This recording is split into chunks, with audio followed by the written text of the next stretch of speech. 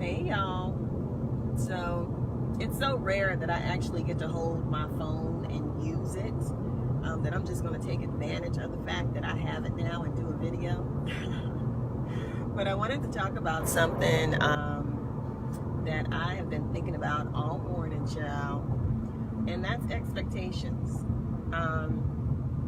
There was a time in my life when I was naive enough to have expectations for other people's behavior. I have since learned the very hard lesson that people do not always do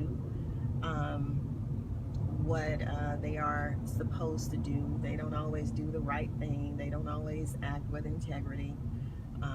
That doesn't mean that you have to get out of character, honey. It just means that when people show you who they are, you go ahead and believe them the first time. But I was thinking about how God has never disappointed. Now, that doesn't mean I've got everything that I prayed for. I got everything that I expected. The good, the bad, the ugly, all setting me up for my highest good, of course. There's a divine lesson in everything, even misfortune.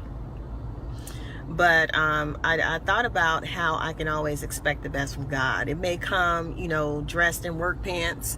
It may come dressed as an impromptu move. It may come dressed as, child, you know what I heard, honey? I spoke to my ex-brother-in-law a few days ago.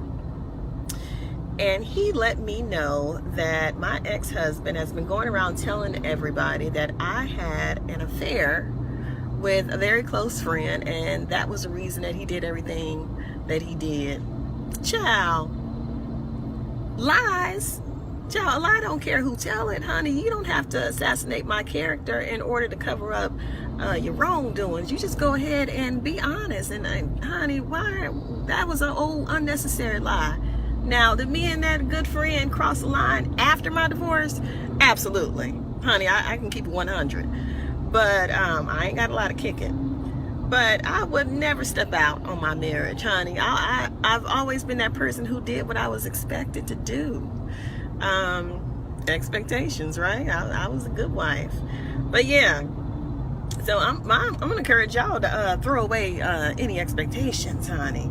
And just go with the flow, because that is what I have had to learn to do over these last 2 humbling weeks, child. And that's in terms of my own expectations of my behavior and what I'm capable of, what I would do and what I won't do. Honey, I've come to find out I do a little bit of everything. Not in that way.